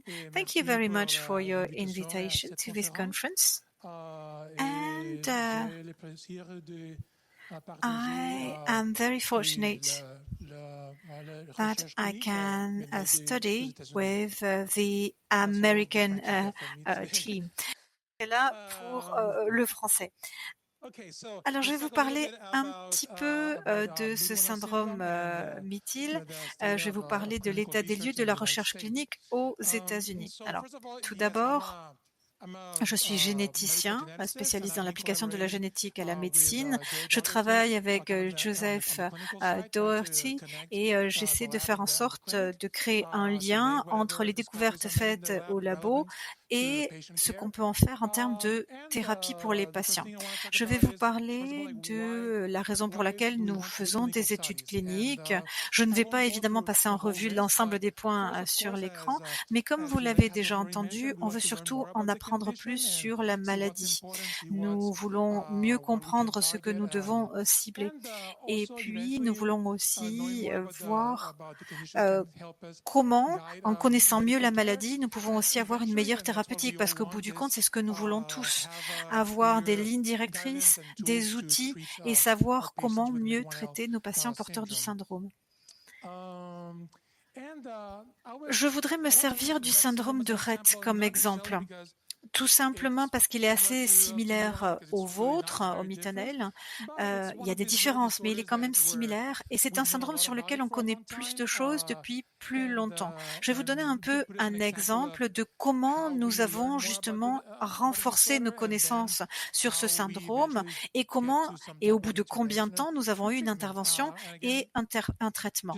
Donc, comme vous pouvez le voir ici, ce syndrome de Rett a été décrit pour la première fois en 1966 et puis au fil du temps, un certain nombre de choses se sont passées.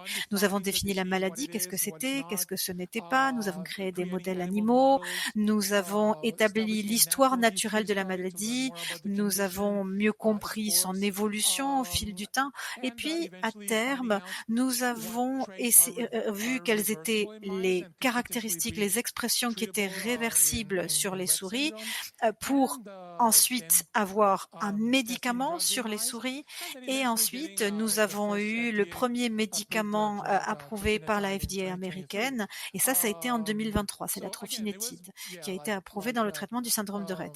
Donc en gros, il a fallu presque 50 ans sur cette chronologie. Alors, bien évidemment, ce n'est pas nécessairement ce qu'il faut anticiper pour tous les syndromes, parce que peut-être qu'aujourd'hui, la recherche peut avancer plus vite, mais c'est juste pour vous permettre de comparer où nous en sommes par rapport au syndrome Mythill versus le syndrome de Rett.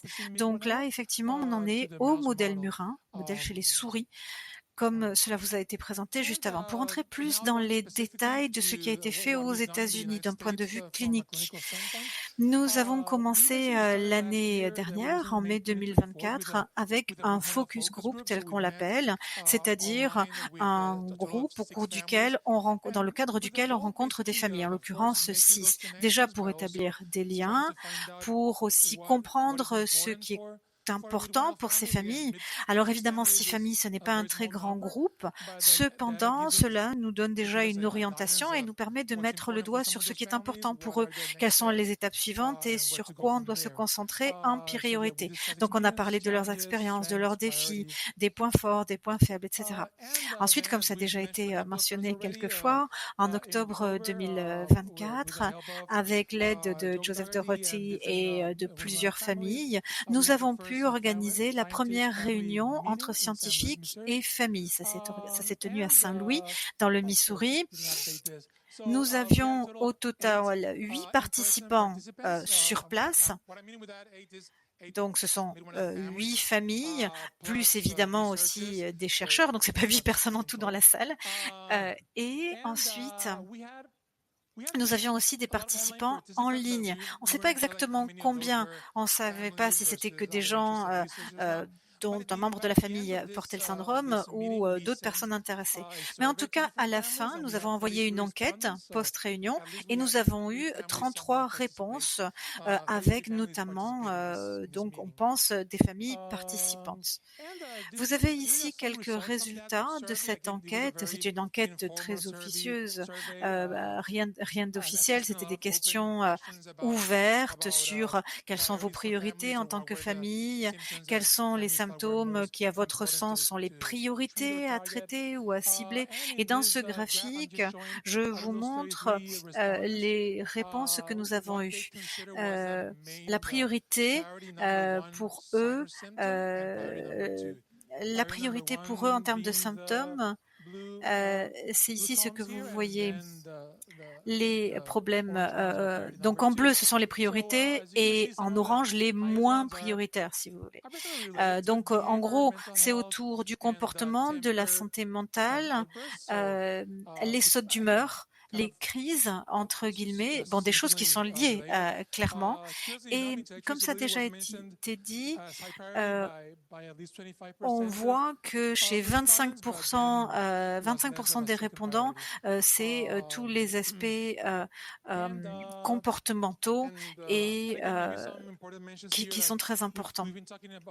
Nous avons aussi parlé des problèmes intestinaux, digestifs, qui sont significatifs, mais qui ne sont pas retenus comme étant les plus significatifs. Les problèmes de communication reviennent quand même assez fréquemment aussi.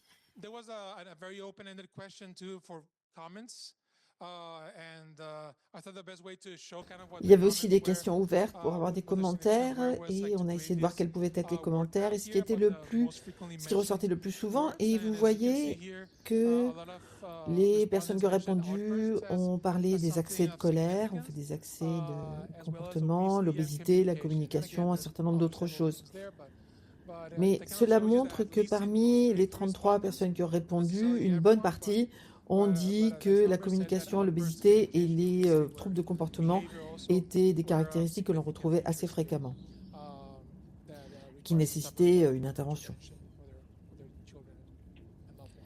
On leur a posé des questions également sur le type de traitement qu'ils prenaient. Et ici, vous avez un graphique qui montre les différents traitements, enfin une partie, par catégorie. Et les traitements ADHD étaient les plus fréquemment prises et pour les troubles de l'attention et l'hyperactivité.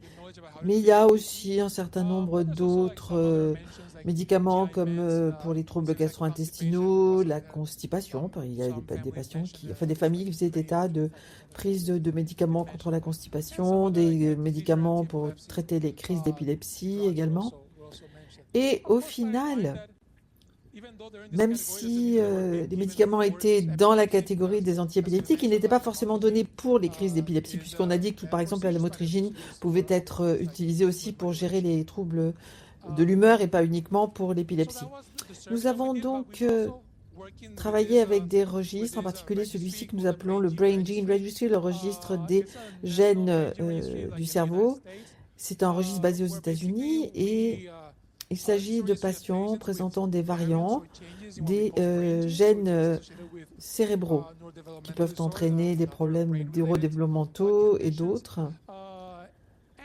Le MIT1L fait partie de la liste, le MIT1L, et surtout, il y a une plateforme qui est déjà établie et c'est ça qui est intéressant, ça permet de collecter plus d'informations sur des patients souffrant du syndrome MIT1L. Et puis, on avait également des informations qui pouvaient être fournies, telles que les dossiers médicaux, les protocoles d'évaluation rapide du comportement, du neurocomportement, et par exemple des consultations par téléconsultation, Zoom ou différentes plateformes. Ils ont partagé également des rapports sur les tests génétiques. Malheureusement, ce registre, à l'heure actuelle, n'est accessible qu'aux personnes vivant aux États-Unis, ce qui est regrettable. Jusqu'à maintenant, nous avons recruté 22 patients Nous avons des informations sur 18 de ces 22 patients. Ici, vous avez les différents types de variants, des variantes faux sens, des variantes tronquées, des délétions et également des duplications intragéniques. Et nous avons également inclus certains patients présentant des variants d'un certain degré de signification. Quand on interprète les résultats, on doit prendre ça en considération. Cela dit, la philosophie de ce registre, c'est surtout de recueillir le plus d'informations possible sur toutes les personnes présentant des modifications génétiques, même si elles ne sont pas très importantes. Rapidement, parce que ça, c'est une diapositive très dense. Certains des recueils de données du data mining nous a permis d'avoir des données préliminaires sur les diagnostics les plus fréquentes dans les dossiers médicaux des patients. Retard du développement ou absence de développement normal, c'est ce que l'on a retrouvé dans un bon pourcentage des participants. Mais on a également les colonnes en orange qui sont les patients en mi-temps L et en bleu, nous avons tous les autres patients de la base de données. Ce qui permet de faire une comparaison.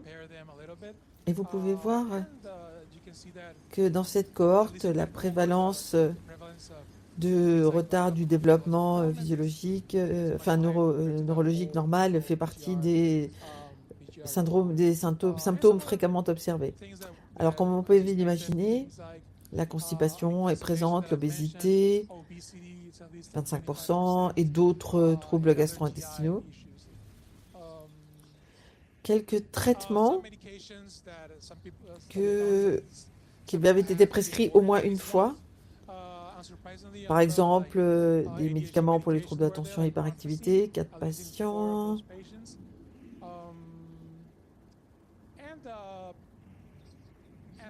Et ça, ce sont des résultats du test rapide d'évaluation neurocomportementale.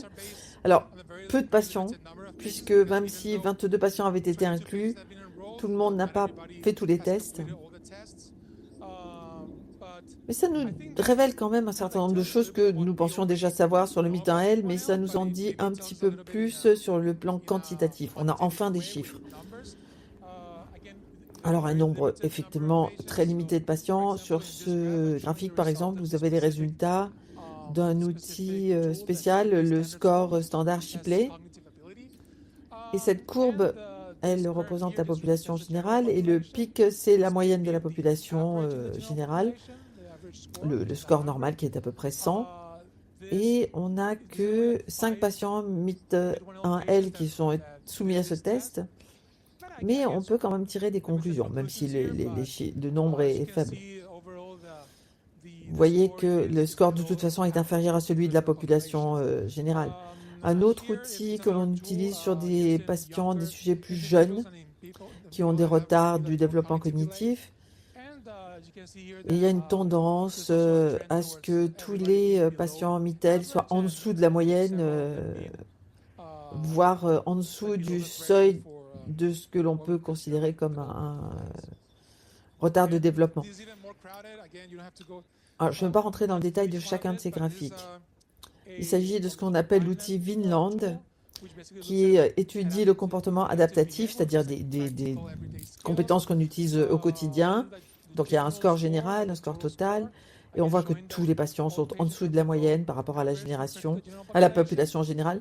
Et il y a quelques scores qui regardent des sous-compétences, comme par exemple les compétences de la vie quotidienne, les compétences motrices. Et dans ce petit nombre de patients, vous voyez que, en général, tous souffrent d'une forme ou d'une autre de retard dans les différentes sous-catégories des sous-compétences du comportement adaptatif. Voilà donc la situation actuelle concernant les études cliniques. Qu'est-ce que l'on a envisagé de faire pour l'avenir? Eh bien, on a vu le BGR, il est là, c'est très motivant, donc on veut absolument essayer de recruter des patients. Mais pour l'instant, on encourage la collaboration avec d'autres groupes de familles et d'autres groupes de recherche clinique aux États-Unis, mais même à l'étranger. Et l'un des objectifs, à un moment donné, ça sera d'essayer de faire une étude de l'histoire naturelle de la maladie. Et on travaille avec l'université, avec d'autres groupes aux USA. Et on espère en apprendre un peu plus sur le mythe 1L et quel type d'interventions pourront aider les patients à l'avenir. Et voilà, c'est tout ce que j'avais à vous présenter. Merci infiniment. Thank you very much.